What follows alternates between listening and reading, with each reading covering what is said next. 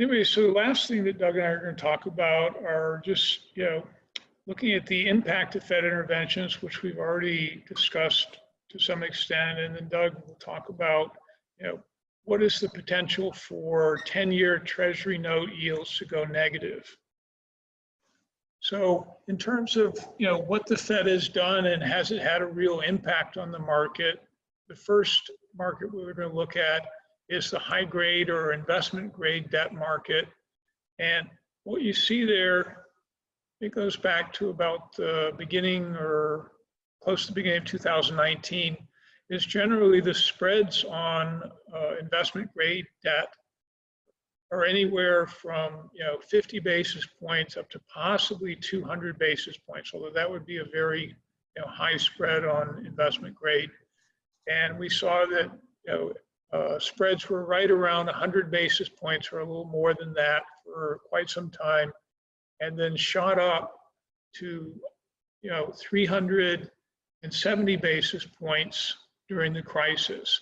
Now, the Fed has had an impact on those spreads and brought them down to more like 300 basis points. But keeping in mind that the baseline was right around 100 basis points, there's still about 200 basis points of credit spread more than we had before the crisis. Did you have anything you'd like to add, Doug? Yeah, just a couple things. One of the things that's implicit in the diagram or the graphic we're looking at that you can't see because this exhibit doesn't reach back to the financial crisis of 2008, the spreads for investment grade debt had gotten even wider back then. Depending upon which study you looked at, investment grade debt widened to 400 to 500 or more basis points above treasuries. So the speed with which the Fed acted this time is indicated by the fact that the spreads only got to 370 basis points rather than to 400 or 500 plus. And clearly the market over the last week or so has been positively impressed by the Fed's action so far, but spreads are still 100 basis points wider than they typically get at the bottom of a recession. It's only when you have a crisis like in 08 or today, you've seen spreads at anything like the width they are at in the investment grade sector. So what we're seeing is a positive vote by the investment grade credit market, but still sort of wait and see because I don't think that the investment grade credit markets think we're completely out of the woods just yet. Positive first votes, but still waiting to see how much more happens and how the financial markets and the real economy evolve going forward. Yeah, you're absolutely right about the financial crisis. Investment grade spreads did get close to 600 basis points, especially on the triple B. And what we see in the market now is that the investment grade market is really dominated by triple B rated securities. So this is the bottom level of investment grade, and it is the grade at which predominates in that category. And so you may see spreads go higher if the Fed is not successful in controlling the fear that lenders have, lending to these companies. Or if you see downgrades, where a lot of companies were sort of skimming on the edge of triple B to double B, and so sort of skimming on the edge of going into high yield or non-investment grade status. So you might see that also, which I think the percent of triple B companies going into this crisis is much higher than it was going into the financial crisis in 08. Yeah, that's absolutely the case, Jack. Yeah. And then looking at commercial paper, kind of the same story there. We had a market where spreads on commercial paper were almost non-existent. I mean, commercial paper is a market for generally very good credit borrowers to borrow short term. And so you can see that after the financial crisis, where spreads widened out to about 150 basis points, things really settled down to them being zero, even negative back in 17. And now we've shot up even higher than the financial crisis in this category, going to over 200 basis points of spread. But the good news is that the interventions and programs that the Fed has implemented have been able to bring that level down to about 130 basis points, still very, very high by the standards of the last 10 years. Yeah, and just a couple things to note here, Jack. The one difference between this and the previous exhibit was when we were looking at corporate bonds, those were spreads to treasury rates. Here on commercial paper, they're looking at spreads to US interest rate swap rates. That OIS that you see up there, that's the overnight index swap rate. So just so people are clear, the spreads were zero or negative, not to treasuries, but to US dollar interest rate swaps.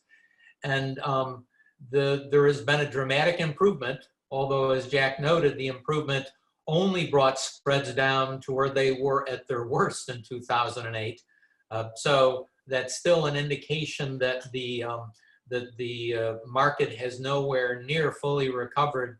And there's some thought that the Fed might have to tinker a little bit with their commercial paper program because there's different segments of it, but one segment of it requires that firms borrow at the overnight index swap rate plus 300 basis points, so that as of yet, most of commercial paper issuers have not been going to the Fed because even though they're paying a big premium over what they traditionally do in terms of spreads to other investors, the Fed in this case is charging a penalty rate so that it's a backstop that's there in case no other investors surface.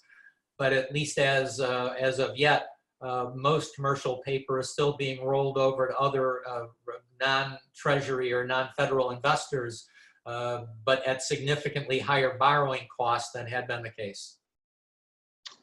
Absolutely. Okay. And then last, we're going to look, or Doug's going to talk about the potential for the yield to go negative on the 10-year T-note. So Doug?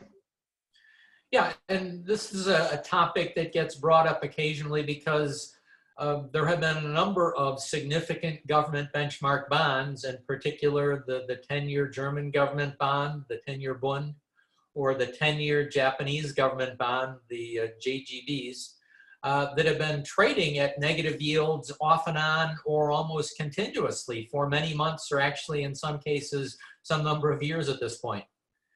And given that the sort of global benchmark status of the 10-year T-note, US 10-year T-note, and the fact that most at least would think that given the size of its economy and its tax base, the US Treasury is probably less of a credit risk than a 10-year JGB or 10-year Bund.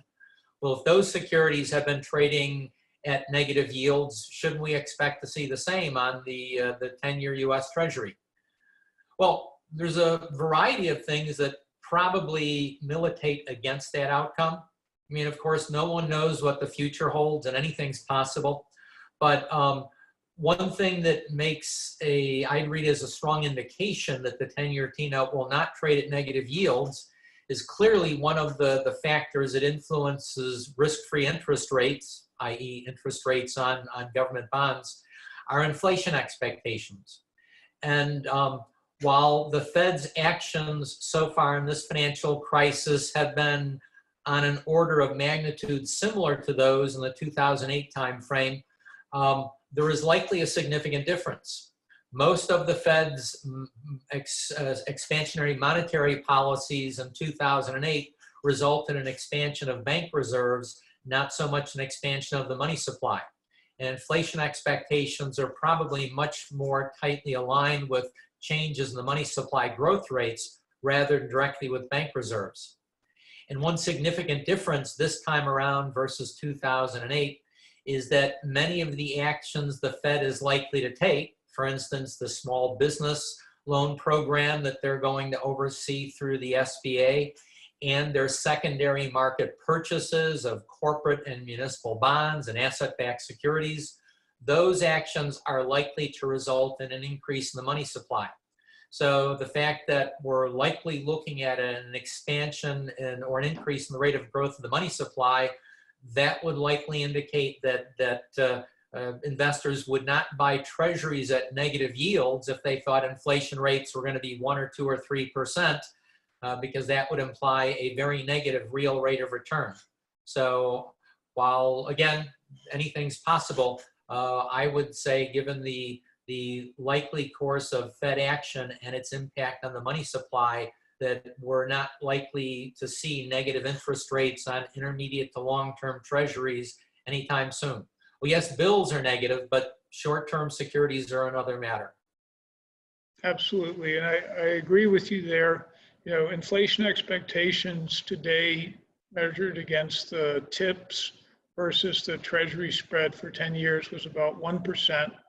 And I think the market recognizes that this unprecedented stimulus in terms of the money supply, provision of credit, and also direct payments to businesses and individuals and everything will, you know, as you said, lead to an incredible increase in the money supply and also demand that would probably keep inflation alive, even if we have, you know, a fairly rough period here. So, okay. Well, that's what we have today. And I'd like to thank Doug for joining me here. And if you have any questions about our presentation, there'll be an email that will be available so you can reach out and ask us about it. But thank you, Doug. Enjoyed talking to you. And it was my pleasure, Jack.